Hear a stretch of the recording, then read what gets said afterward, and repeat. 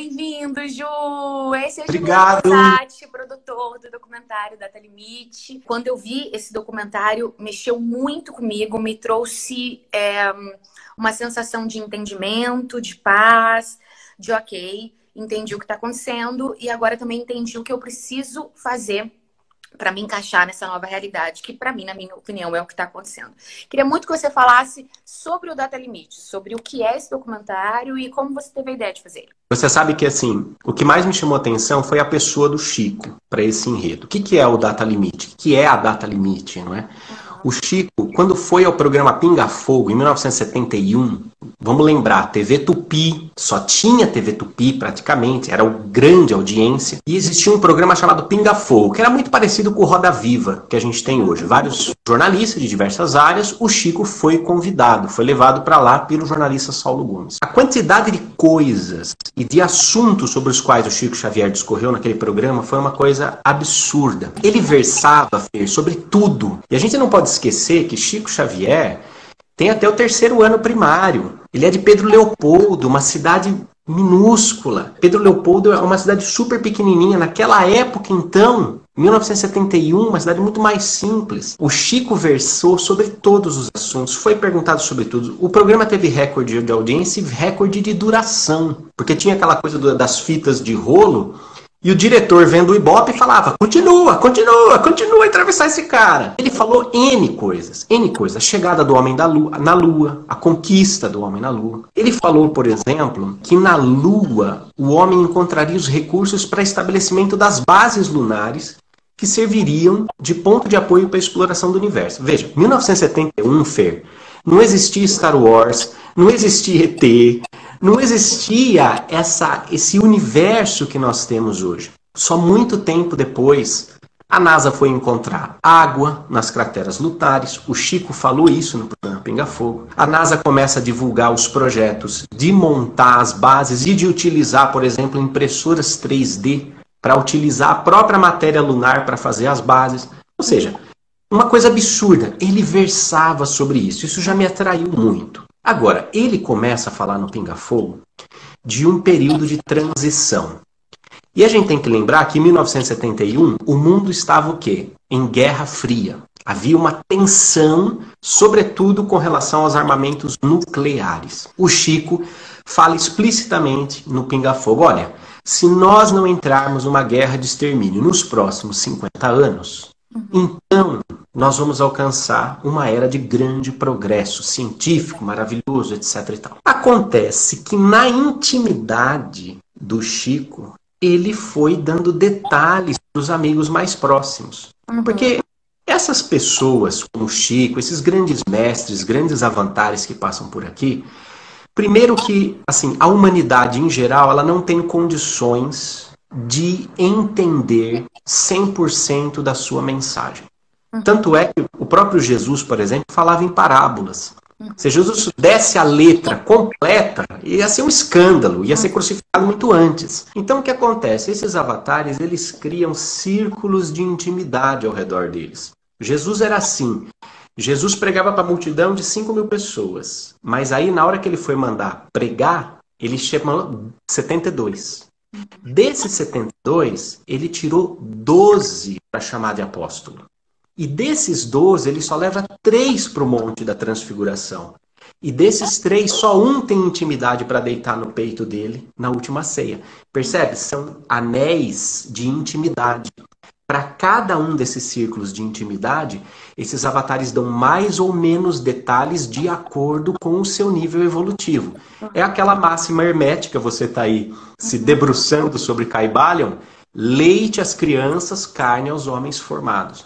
O guia do Chico, Emmanuel, costumava dizer assim, olha, se você der alimento sólido para um bebê recém-nascido, por mais que o alimento seja bom, você vai aniquilar aquele sistema digestivo. Exatamente. Porque ele não está pronto. Preparar as pessoas para receberem as informações. Exato. O que o Chico fez? Aos amigos mais próximos, ele começou a explicar o que era aquele prazo de 50 anos. Então ele vai dizer que por ocasião da chegada do homem à Lua, em 20 de julho de 69, houve uma reunião de espíritos elevados que ajudam a gerenciar o projeto da Terra, o projeto encarnatório da Terra, e que foi definido esse prazo de 50 anos para avaliar a evolução moral. E a métrica, vamos dizer assim, que foi colocada para essa avaliação, foi a não realização de uma guerra de extermínio. Se você pegar o boletim dos cientistas atômicos, publicado em 2012 no The Guardian, aquele jornal britânico, você vai ver que o nosso arsenal beira 12 a 16 mil ogivas nucleares. 1000 ogivas. Para quem está nos acompanhando, sabe aquela bomba que caiu em Hiroshima, que caiu em Nagasaki, que terminou? São 16 mil daquelas. Se você detona esse arsenal todo, você acaba com o planeta Terra várias vezes. Então havia... Inclusive isso existe no documentário, né? A gente tem um arsenal para poder acabar com a gente 80 vezes. 80 vezes. Tão 80 grande vezes. Por isso... essa preocupação tão grande em não existir uma guerra nuclear. Aliás, é muito interessante porque nesse momento de pandemia, essas ogivas não servem para nada. Em 2016, o orçamento global com defesa, que é armamento nuclear, aquisição de bomba, aquisição de tanque, etc. e tal, ele foi mais de $1 trilhão. Para quê, né?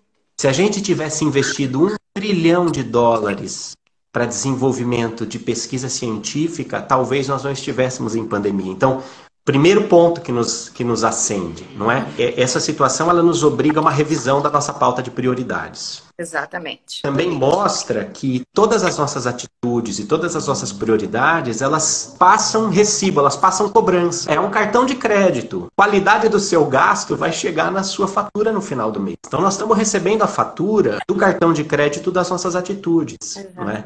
Me lembro de uma cientista espanhola que falaram assim para ela: quando é que nós vamos ter uma vacina? Ela falou: ei, vocês pagam 3 mil euros para um pesquisador e 1 milhão de euros para um jogador de futebol. E agora vocês querem uma vacina de uma semana para outra? Vai perguntar para o Cristiano Ronaldo quando que nós vamos ter uma vacina. É simplesmente a colheita da nossa pauta de prioridades. O Chico começou a falar dessa reunião e começou a falar desses avanços. O que acontece? A data limite ela não tem a ver com o fim do mundo, né? Um cataclismo, não é nada disso. Ela tem a ver com o fim dos tempos. E aí é interessante a gente entender o que são tempos. A primeira frase do documentário, que aliás... é muito gozado você trabalhar com o Chico, você trabalhar com esses temas, Fer, porque você é atriz, às vezes você precisa decorar textos, você fala e depois aquele texto vai embora. Esses textos nunca mais vão embora. Eu recito para você o documentário inteiro, se você quiser. Todas as religiões do mundo apontam para o momento único, o futuro da humanidade.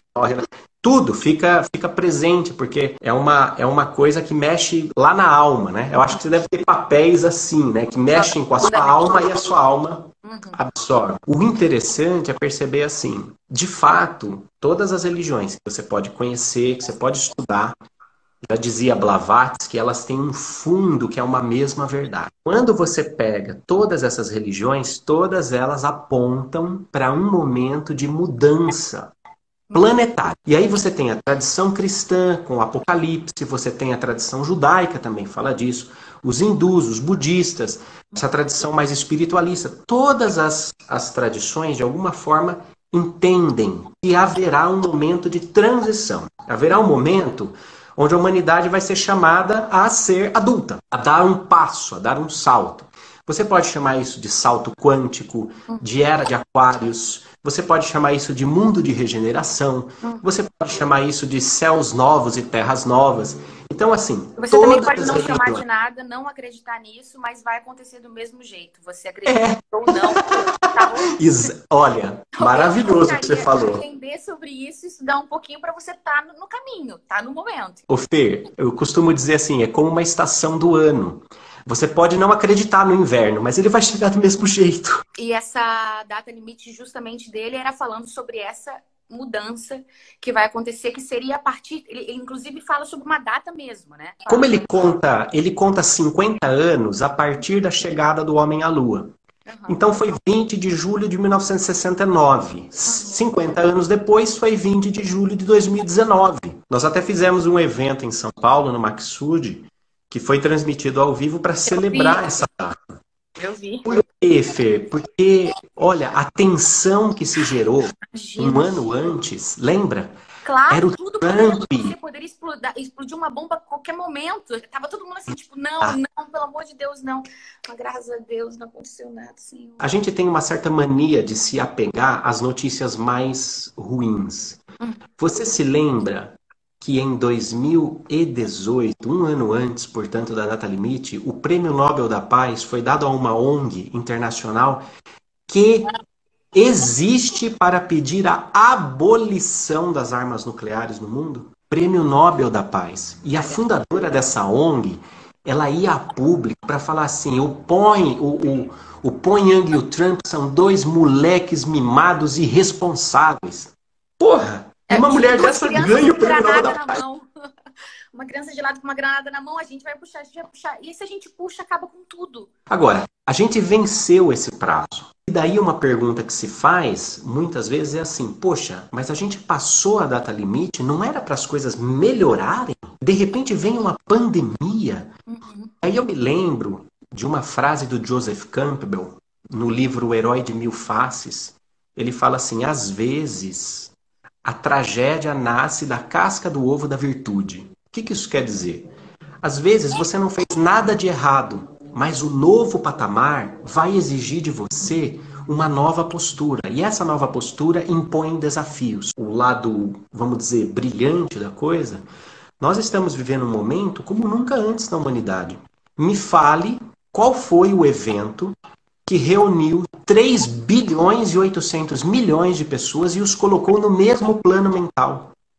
Me fale qual foi a guerra mundial que, ao invés de separar os países, os uniu, os fez batalhar por um mesmo objetivo. Nós estamos na Terceira Guerra Mundial, mas é uma guerra que nos une, é uma guerra que nos coloca para frente. E se é verdade que as revoluções e as guerras mundiais nos impulsionaram para avanços tecnológicos, também é verdade que as pandemias o fizeram. Uma diferença.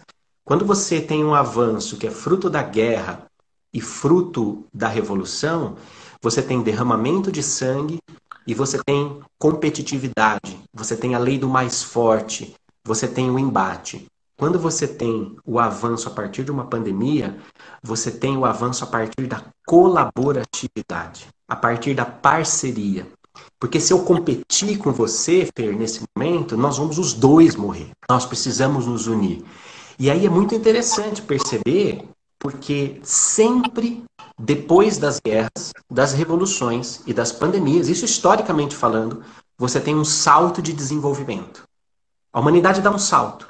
Veja, a maioria das tecnologias que nós estamos utilizando hoje são fruto da corrida espacial, mas sobretudo da Segunda Guerra Mundial. O GPS é fruto da Segunda Guerra Mundial. N tecnologias foram desenvolvidas por causa da guerra. É claro que a gente olhar e falar assim, é necessário, parece uma coisa meio catastrofista, né? Mas era necessário que acontecesse o bem, porque daí agora... Não, é o que tem para hoje. Ainda é uma infância espiritual nossa ficar catalogando as coisas como bem e como mal. Porque o bem e o mal são relativos ao nosso patamar de consciência. Então, por exemplo, um menino de 8 anos, ele acha a prova de matemática uma tragédia. Mas o pai dele, que está num outro patamar, olha e fala assim, filho, é duro, mas passa, porque vai valer a pena. Não é uma tragédia. Quando você estiver no meu patamar de consciência, você vai olhar e vai falar assim, de fato, a prova não era uma tragédia. Mas hoje, no nosso patamar, a gente olha e fala, nossa, que tragédia, que coisa e tal. Não. A gente limita a nossa visão por um buraquinho muito estreito. A gente precisa ampliar isso, a gente precisa olhar mais para frente e também, Fer, entender assim, tá tudo bem se doer, tudo bem sofrer, tá tudo bem enfrentar essa dificuldade. É muito difícil para as pessoas que estão perdendo muitas pessoas. Tem muita gente morrendo, tem muita família que tá sofrendo a dor dessas pessoas. Então, assim... É aquele assim, tá tudo bem, mas ao mesmo não tá tudo bem. Porque a gente tá entendendo que esse crescimento tá levando gente, tá doendo, mas a dor... Parece que o crescimento tem que vir pela dor. Não sei se a gente não conseguiu entender que era pelo amor, ser mais empático, respeitar mais a natureza, se respeitar, respeitar o outro. E a gente tá recebendo um chamado doloroso. Obviamente ele poderia ser um chamado mais doloroso, talvez mais catastrófico. Eu já acho isso bem catastrófico, mas enfim... É difícil lidar com isso agora. É difícil olhar para uma pessoa e falar, né? Porque, cara... Você tem toda a razão, Fer, porque a gente sempre fica achando causa e efeito das coisas e achamos assim, morreu porque chegou a hora de morrer. Morreu porque tinha um karma e tinha que morrer. E a gente esquece que são vidas humanas, que são histórias. Mais à frente até, né, Fer? Se uma pessoa como Jesus chegou diante do quadro do óbito do Lázaro e chorou porque doeu, chorou porque viu as pessoas que ele amava sofrendo aquela ausência, aquela abdução abrupta, né, de um ser que você ama e que de repente não está mais. Aliás, essa é a grande agonia da nossa existência. Nós estamos num momento, e nós vivemos isso, essa sucessão de finitudes. Tudo que tem, de repente, vai embora. As pessoas que a gente ama, de repente, estão indo embora. E isso parece muito injusto. Porque a gente olha e fala, nossa, mas a vida é só levar embora. Se você olhar por essa perspectiva, a vida é só levar embora. E quando eu encorajo a questão de mudar a postura diante disso, por mais que doa, óbvio que dói, mas o controle ou a força para superar a dor está justamente quando a gente amplia a nossa percepção da existência humana e percebe que ela vai para além. Sem essa ampliação, a gente vai sofrer muito, vai doer muito. E isto não nos desobriga à responsabilidade sobre o sistema de saúde, sobre os cuidados com essa pandemia, sobre os cuidados com tudo isso que está acontecendo, porque mais do que nunca nós somos chamados à fraternidade. Nós somos chamados a fazer alguma coisa. Não é porque, todo mundo vai morrer um dia, né? Todo mundo vai morrer um dia. Peraí. Então aí eu inverto. Fazer a sua parte, né? Eu subverto o valor da vida humana, da vida física, não é? É claro, como espiritualista, eu entendo que a vida física é uma expressão da verdadeira vida, da vida maior. Eu entendo o que você fala, porque eu também acredito nisso, mas ao mesmo tempo, dentro de mim, existe um lado que também olha para quem ainda não entendeu isso. E dói. Eu acho, talvez, Fer, que o que a gente pode olhar para esse momento de transição, esse momento de data limite, é como um remédio amargo. Entende? Ele vem, ele está mexendo, ele está reorganizando. Do nosso ponto de vista espiritualista, mesmo as pessoas que estão indo voltam e voltam para um planeta melhor. E as pessoas que ficam têm a responsabilidade de alicerçar esse planeta melhor. Começar a olhar com fraternidade, com tranquilidade, de começar a organizar, de começar a estender a mão. Se nós não estendermos a mão agora uns para os outros, nós vamos estar gargarejando com o remédio amargo e jogando ele fora. A gente precisa absorver esse remédio, mas isso no nosso interior precisa gerar atitudes positivas, atitudes novas, atitudes mais coerentes com a pessoa que está do nosso lado. A gente tem que transformar essa dor em força, transformar essa dor em amor, em empatia, em consciência, em ser melhor para si, para ser melhor para o mundo. É uma chave grande que a galera está tendo que virar, né, Ju? Existe um pensador que ele dizia assim, a dor ela é um sinalizador para reorientação de caminho. Então, quando alguma coisa está doendo, significa que alguma coisa precisa ser mudada dentro de nós, sobretudo dentro de nós, que é onde nós temos controle. Quando a dor encontra um sentido, ela deixa de ser dor, ela passa a ser caminho. Porque senão eu fico só sofrendo.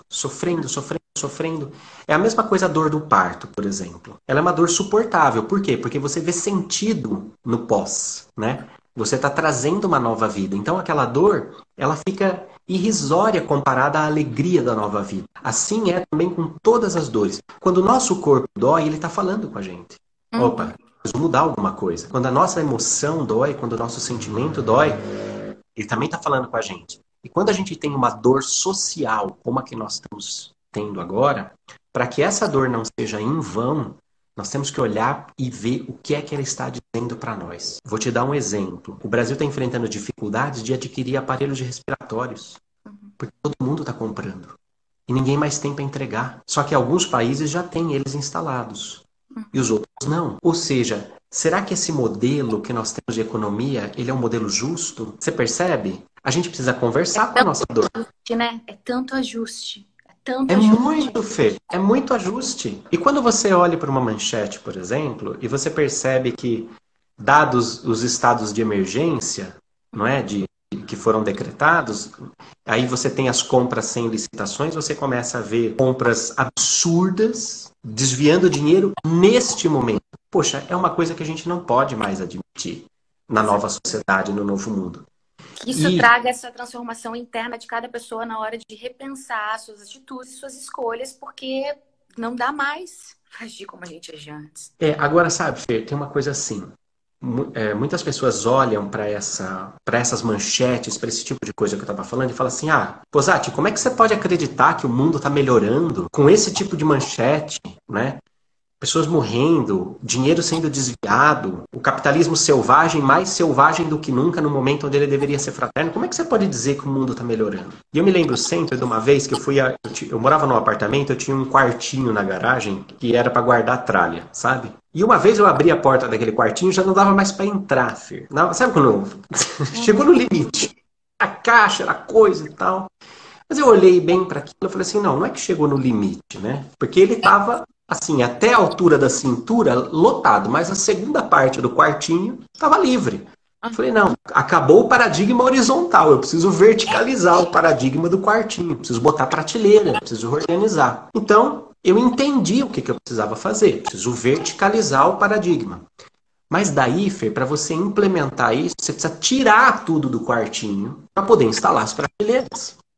E nesse processo de tirar do quartinho, aquela bagunça vai tomando uma dimensão. Eu acho que eu ocupei. Pior que estava antes com a porta muito fechada. Pior! Mas por quê? Porque tá para fora. A porta do quartinho aberto falando o que está acontecendo nesse planeta Terra. Exato. Olha, eu dominei 1/3 da garagem. Um quartinho de 3 metros com 3 metros, a bagunça se proliferou. Aquilo ficou insuportável, óbvio, porque tudo veio para fora. Daí colocamos as prateleiras e começamos a reavaliar coisa por coisa do que era necessário voltar ou não. O momento que nós estamos vivendo é o que a gente tá vendo. É esse. Todo o nosso mal está vindo para fora. Todo o mal do planeta Terra está sendo tirado do quartinho, onde ele estava escondido, de porta fechada, no escuro. De repente nós abrimos a porta e estamos tirando tudo para fora e parece que a bagunça é muito maior. Mas na verdade não é. Responsavelmente, cada um de nós pegava alguma coisinha ruim, tacava lá dentro, fechava a porta e não lidava com aquilo. E a gente está sendo convidado a lidar com todos os problemas dos governantes, com os problemas, a gente com as nossas atitudes, a gente com as atitudes em relação ao planeta Terra, à natureza. E aí vem essa decisão de arrumar o quartinho. Quer dizer que, na verdade, a gente recebeu tipo uma obrigação da mãe, dizendo agora vai ter que arrumar. É bem isso, Fê. É bem isso. E, na verdade, daí a importância da gente ter a coragem de conversar com as nossas dores. De conversar com a parte que dói. Eu tenho visto muito a mídia fazer isso e eu acho que é um grande favor que ela tem feito, que é lembrar que as estatísticas do corona não são apenas números, são pessoas. Exatamente. Nós temos que conversar com essa dor. Nós temos que abraçar essa dor. Nós temos que ver onde cada um de nós é responsável. Cada um de nós é responsável por nós termos representantes que, neste momento, onde deveriam servir, estão aproveitando para desviar a grana. É uma pandemia global, não é possível. Mas é bom que está vindo à luz, está fora do quartinho.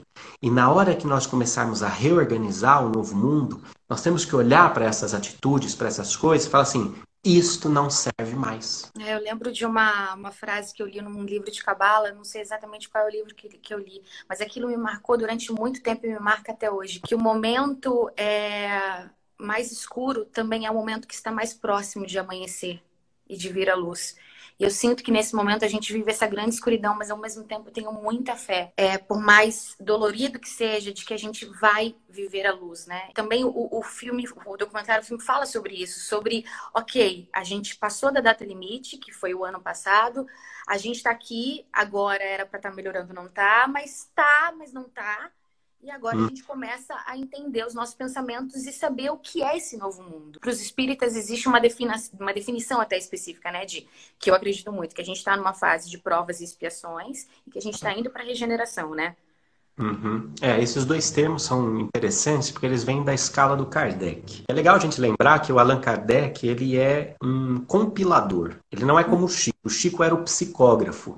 Ou seja, ele emprestava o corpo dele para esses espíritos, essas consciências que já não tinham mais corpo, essas consciências assumiam a motricidade do seu braço e deixavam uma mensagem. O Kardec não. O Kardec ele era um compilador. Ele desenvolveu um método, Fer, que eu acho extraordinário, que é o método do princípio da universalidade do ensino dos espíritos. Ele fala assim, bom, se o plano espiritual está querendo comunicar alguma coisa para a gente, então a mesma mensagem vai ter que ser recebida aqui, na Suécia, na França, na Itália, no Brasil e tudo mais. Ele começou a receber e a se corresponder com esses grupos mediúnicos.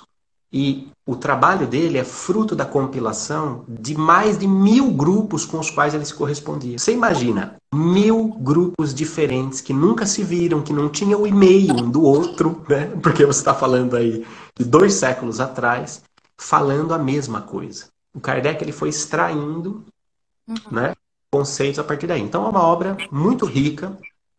Eu não me declaro particularmente espírita, sou como você, assim. A minha religião é a prática daquilo que eu acredito como bem, daquilo que nos une. Mas eu reverencio algumas tradições, aliás, todas as tradições, porque elas têm alguma coisa para nos ensinar. Dentro da tradição espírita, você vai ter escala dos mundos, que vai medir o nível do patamar de consciência de cada mundo.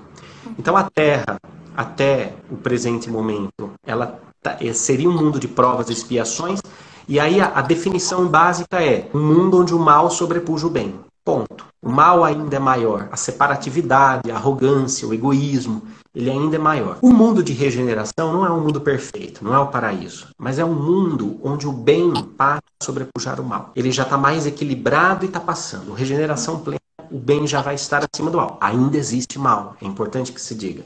Mas você já tem princípios e valores mais interessantes que levam à integração. Você tem mais colaboratividade, mais percepção da fraternidade, do bem, do cuidado um com o outro.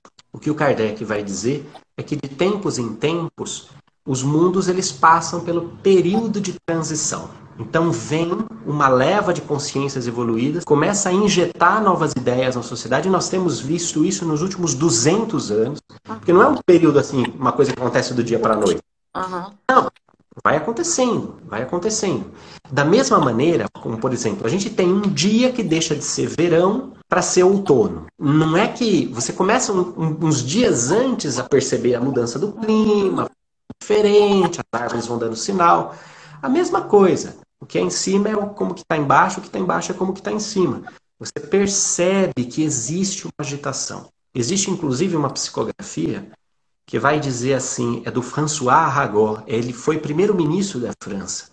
E as equipes lá de médiuns do Kardec receberam essa psicografia. Ele fala justamente dessa transitoriedade. Ele fala assim, ó, quando vocês começarem a perceber uma agitação na sociedade, um sentimento meio indefinido, um certo desejo de algo melhor, que ainda não se sabe dizer o que é, e aí vocês vão começar a perceber uma efervescência de novas ideias, revoluções e tudo mais, saibam que tudo isso faz parte dessa transição, desse ritmo. E a gente tem sentido isso de uns tempos para cá, e a gente pode dar exemplo em inúmeras áreas. Por exemplo, a nossa baixíssima tolerância cada vez mais a qualquer tipo de preconceito. Isso já é muito.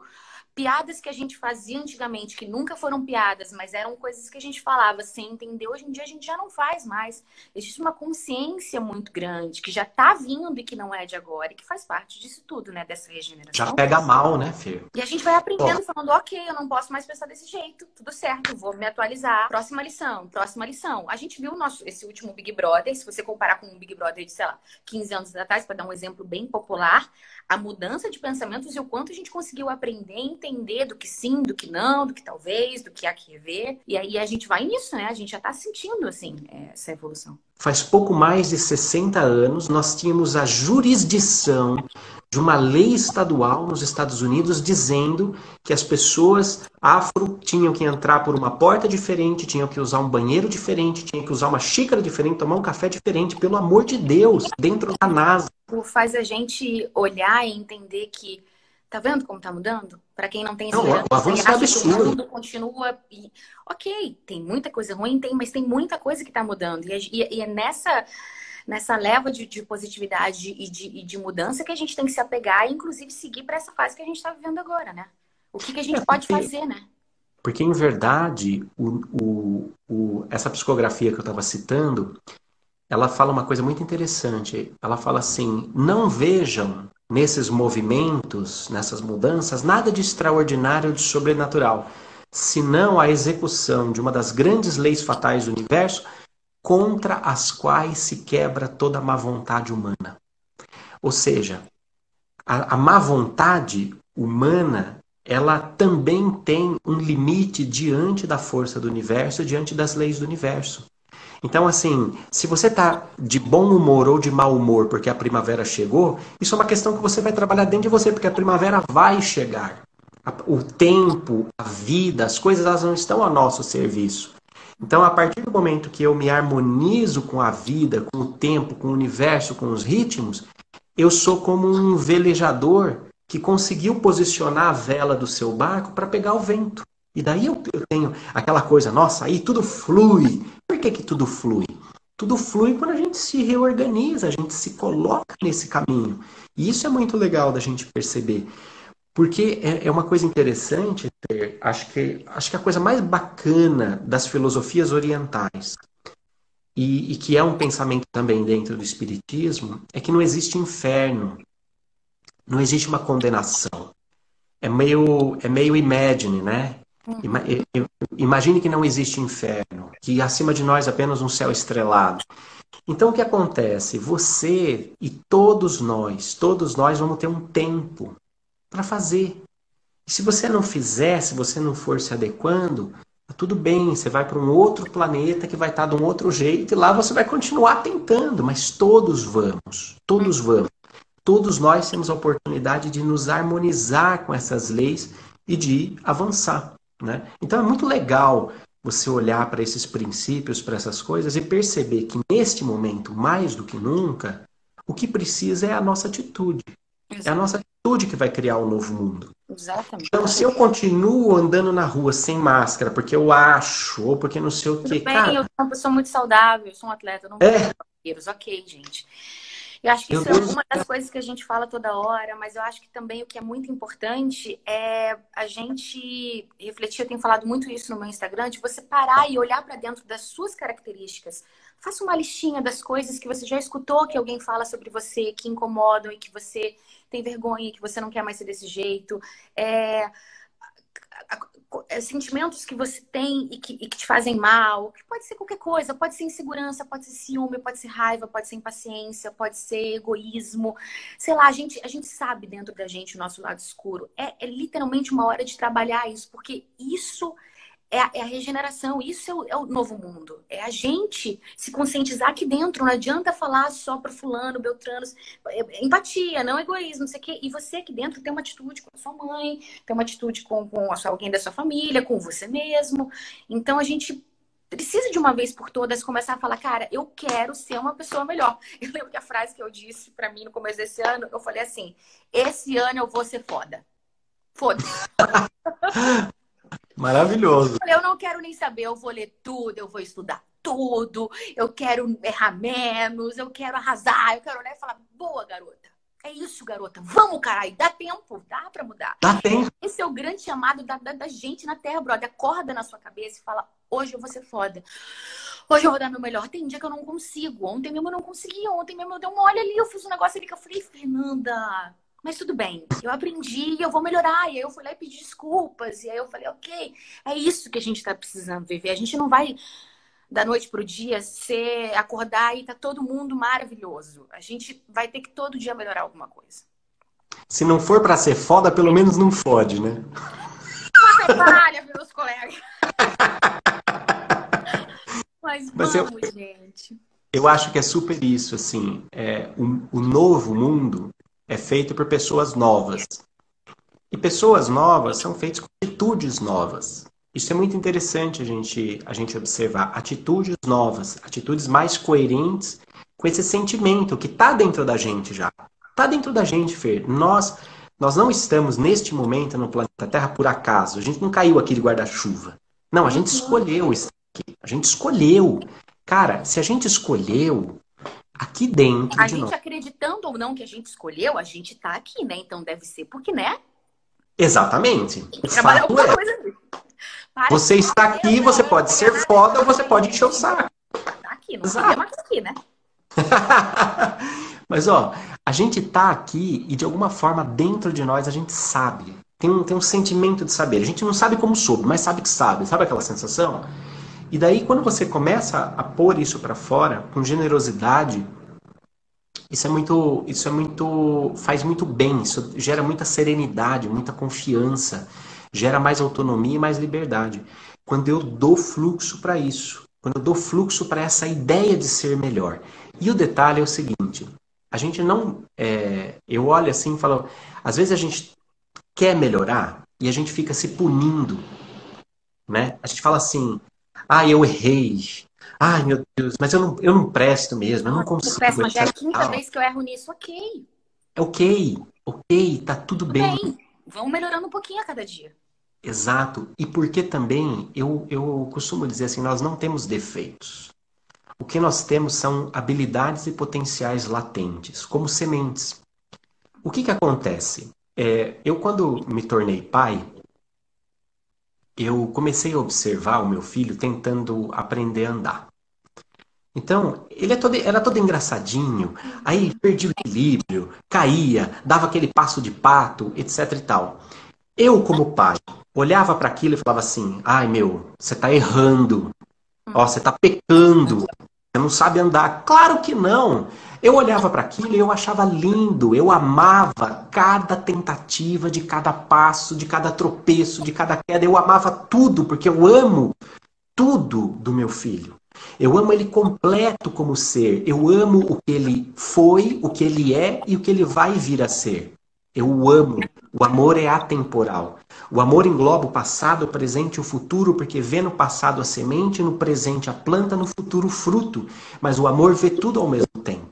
Então, a nossa tranquilidade de caminhar para melhorar a nós mesmos, ela precisa passar por essa perspectiva de que existe um Pai de todas as coisas, uma fonte geradora que não nos olha como culpados, como pecadores, como impuros, como sujos. Não!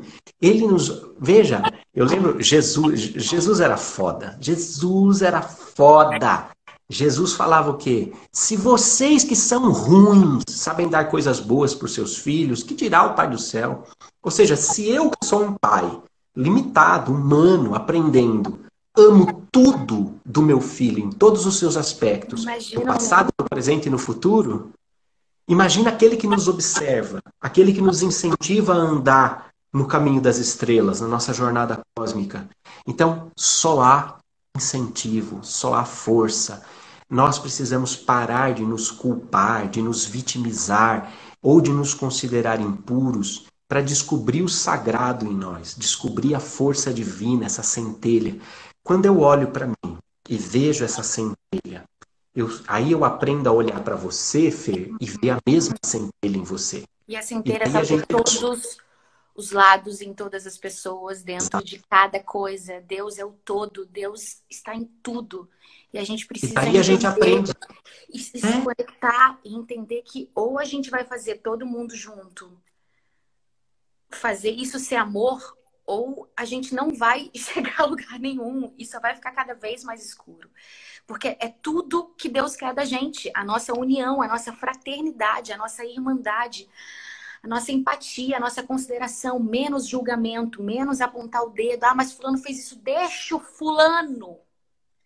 Ele uma hora vai resolver ali. Mas é porque a gente quer que a pessoa faça do jeito que a gente quer, que aquilo aconteça. As coisas têm um tempo para acontecer. Eu adoraria que todo mundo estudasse hermetismo, porque isso dá uma paz quando a gente entende que, cara, calma, a coisa vai rolar. Não é no seu tempo. Existe um tempo maior das coisas. Existe existe. uma energia, existe uma força por trás de tudo isso, que eu chamo de Deus. Cada um chama do que quiser, mas enfim, existe. Acredita mais nisso do que na sua verdade. Eu acho que aquilo não pode. Eu acho que isso tem que fazer, eu acho que isso tem que não. Respira, cuida mais do seu. Total, total. E quando a gente é capaz de olhar para o outro e ver essa centelha, essa unidade, aí a gente aprende a ser comunidade. Por que que é comunidade? Comunidade é um grupo que reconheceu a comum unidade. A Exato. comum unidade é a Eu sou mesma força. um beijo. Esse assunto me toca profundamente. Você sabe que você está estudando hermetismo? A gente fez, no começo do ano passado, a gente fez um módulo com 12 aulas, de tipo, aulas rápidas de 1h30, 2 horas sobre hermetismo, porque é um assunto maravilhoso, né?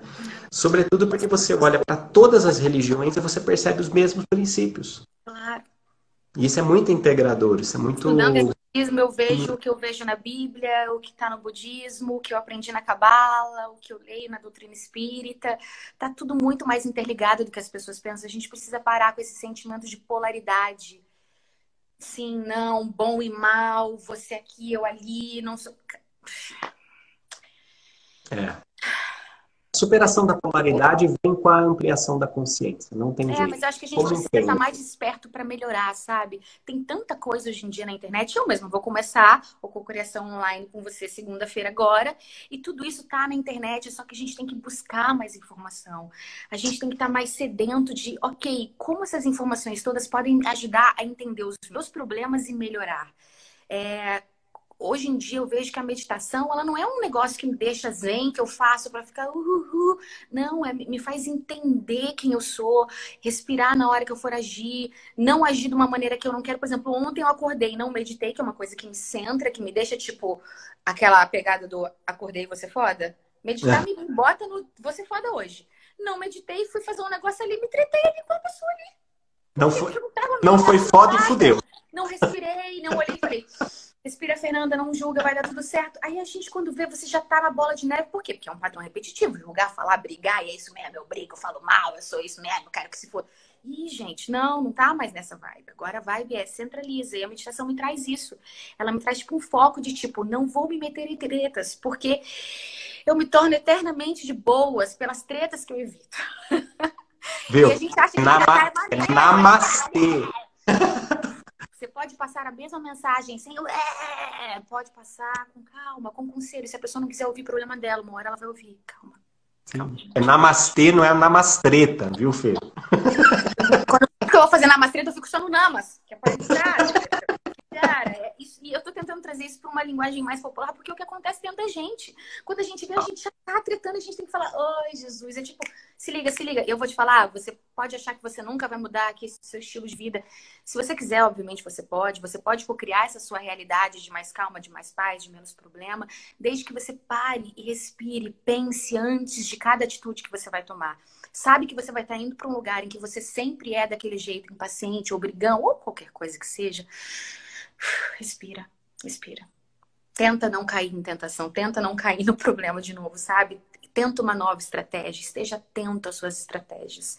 Por isso que é tão importante você ouvir pessoas, você tá aqui nessa live entendendo sobre isso. Talvez você saia daqui e evite uma treta, um problema ali na frente, para você, para o outro, um julgamento. E aí a gente vai melhorando, né, Ju? E quanto mais a gente consegue, mais fácil vai ficando conseguir também, né? Quando você vai pra academia, o primeiro dia você não corre 30 minutos, você corre 5 minutos. E aí você vai correndo, vai melhorando. É o que a gente tá fazendo. É o que eu falo, a gente tem um conceito no Círculo, que é o nosso grupo de estudos. A gente fala, é consistência ao longo do tempo. Consistência e coerência ao longo do tempo. Esse é o segredo.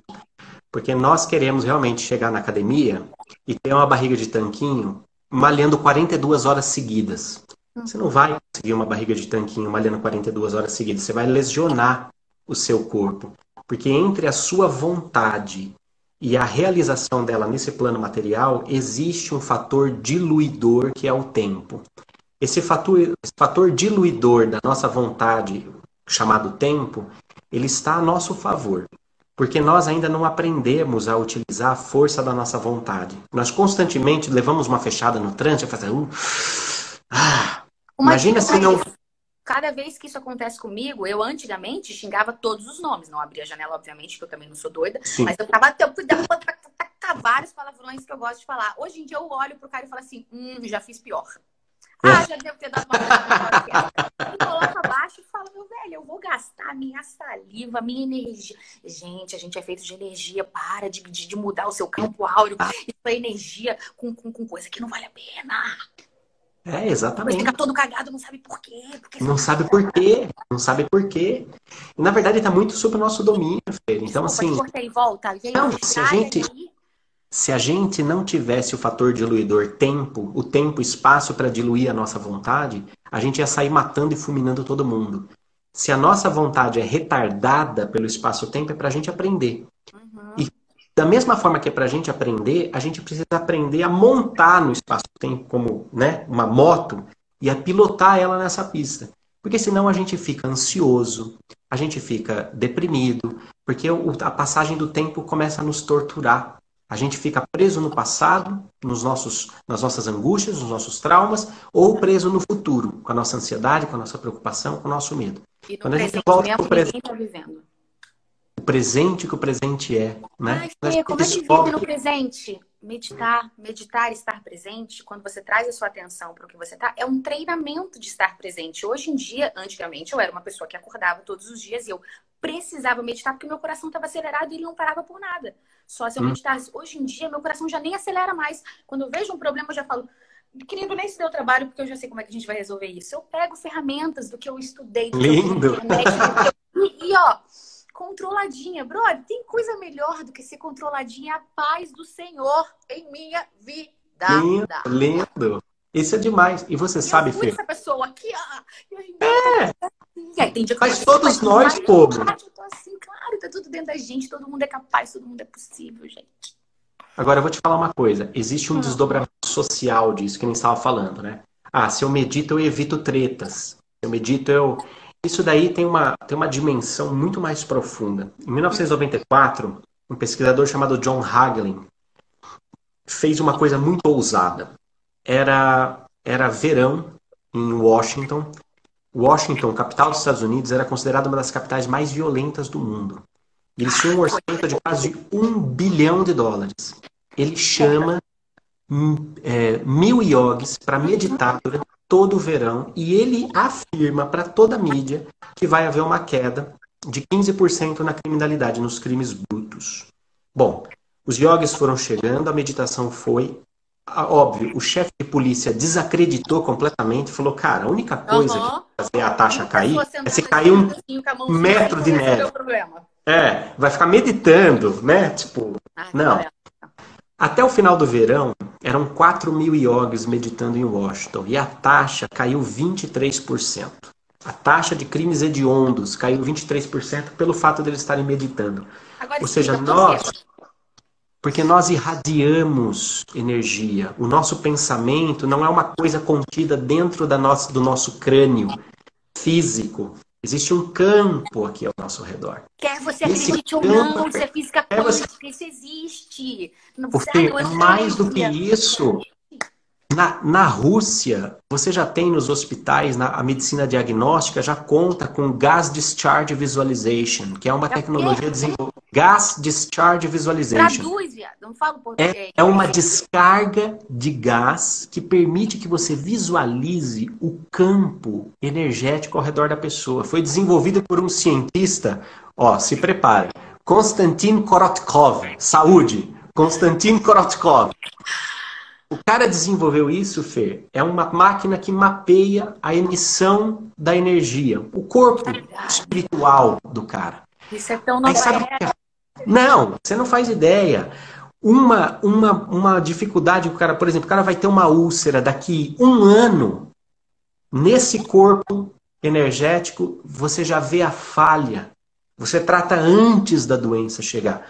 Isso não é questão de acreditar. Ai, não, Juliana, eu não acredito nisso. Não, querido. Isso é que nem raio-x. Entendeu? É ciência, não é religião. A ciência e começar a usar isso a nosso favor, ou a gente vai ficar para sempre tendo problema, bora. Bora, gente, vamos acreditar, as coisas estão mudando. Vamos abrir, ó. A gente tá muito assim, vamos fazer assim, ó. Sim, sim. Médio. Agora, você imagina se todos nós começamos a melhorar a qualidade do nosso pensamento, além de afetar essa energia do nosso próprio corpo, de ter mais saúde, mais serenidade, mais calma, mais paz, essa energia se propaga. Da mesma forma como já existem diversos estudos que mostram como a nossa energia é percebida pelas plantas, e as plantas se comunicam para dizer a qualidade daquilo que nós sentimos, você imagine a qualidade de uma sociedade onde as pessoas descobriram o valor de olhar para si, de se acolher com generosidade, de meditar todos os dias e de escolher as atitudes com mais cuidado. E é algo Isso tão é simples, mundo né, novo. Júlio? Por mais que não pareça simples, mas é um ato de você deitar. Eu acordo de manhã, antes de levantar, eu já sento 10 minutinhos na minha cama. Você não precisa estar na postura específica, contanto que você esteja ali consciente para não voltar a dormir. E é simplesmente estar em contato com você, prestar atenção em você, no seu corpo, no que você está sentindo. É óbvio que os pensamentos vão vir. Óbvio, eu só escolho não pensar eles naquele momento. Eu posso pensar sobre o meu almoço depois da minha meditação. Naquele momento não precisa. Posso pensar no que aconteceu ontem? Posso, depois que eu acabar. Então você vai só limpar. Ah, mas no primeiro dia foi muito difícil. Ok, vai chegar um dia que vai ser muito mais fácil. Como tá muito mais fácil para mim hoje, porque eu fui treinando todos os dias. Você, quando começou a andar, saiu dando um pinote no primeiro dia? Não, na meditação é a mesma coisa, bem. Vai ser dia mais fácil, outro dia mais difícil, mas você vai se acostumando. E aí o que acontece? Eu tenho mais consciência de mim, ok? Respirei, tô mais calma. Na hora que eu saio dali, eu não vou reagir do mesmo jeito como eu agia antigamente. Tipo, até vou, mas cada vez menos, entende? É por isso que é tão importante a gente estar em contato com a gente. É o tal do autoconhecimento, da jornada de medita para poder ficar mais calmo. Enfim, é para evitar todo o problema que você pode trazer para sua vida e estar mais com você. E tem uma coisa muito legal de meditação, é que ela é só o primeiro passo de uma imensa jornada que nós temos, que é de interação com essas multidimensões na quais nós estamos. Nós temos uma multidimensionalidade, a realidade ela tem várias camadas de dimensões. A Que nós pessoa estamos vai aprendendo. sentindo a energia dela diferente e essas camadas, né? Exatamente, porque, por exemplo, aqui nessa sala, aí onde você está, tem sinais de internet passando aí, tem sinais 4G, mas você não vê. Mas por que você não vê? Porque você não tem a tecnologia certa. A meditação, ela é a tecnologia orgânica que vai permitir você sintonizar esses sinais novos. E aí começa a acontecer o que a gente chama de cocriação.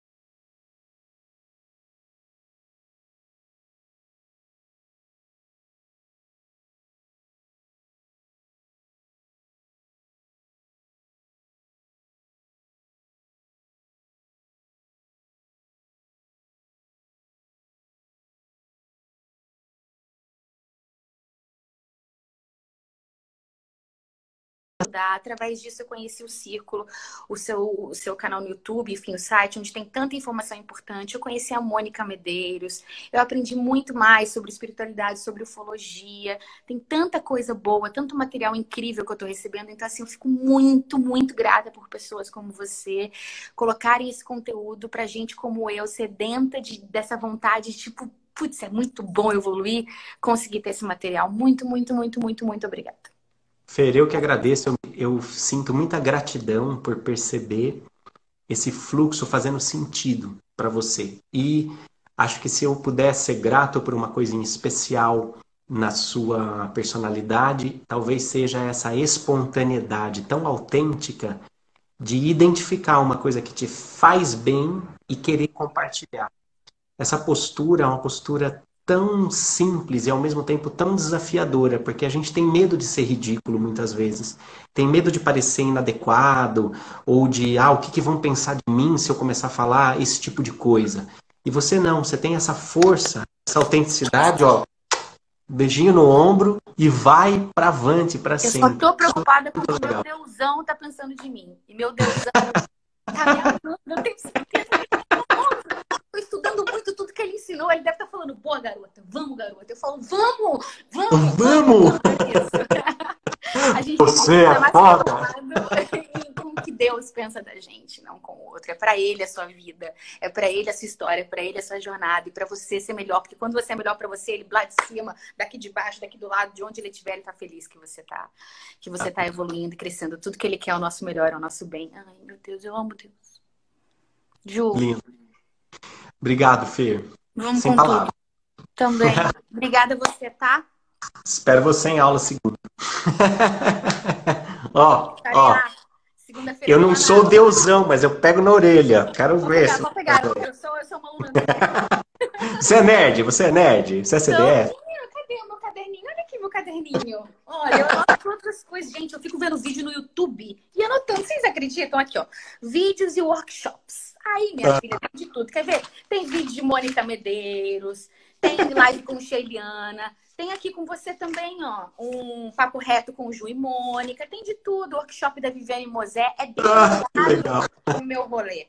Aí tem coisas do símbolo, tem uma outra parte que eu faço resumo de livro, que é porque eu esqueço muitas coisas, sabe, Juliana? Nossa, você é CDF total. Bem-vindo ao clube. Sou, menino. Aí tem outra aqui que são os cursos. Aqui, ó, Cai Baile na prática. Eu vou anotando tudo pra depois eu pegar e tirar minhas dúvidas, cara. Essa vida é muito legal. É muito legal poder estudar. E você não precisa ter muito tempo. Você pode tirar 10, 20 minutos se você não tiver tempo na vida. Se bem que agora na quarentena as pessoas estão com um pouco mais de tempo, né? Quem fala assim, menino, nessa quarentena eu não li um livro, não fiz um vídeo, já vou falar, mas gente, vamos, filha, vem que dá. E para todo o resto tem podcast, né, filho? Tem podcast. Bota para tocar no celular enquanto tá andando no carro, que dá tudo certo. Exatamente. Vai encontrando um jeitinho. Tem espaço. Basta querer. Ju! Beijão. Obrigado. Beijão pra você, tá? Fica com Deus. Tchau. Beijo, até a próxima.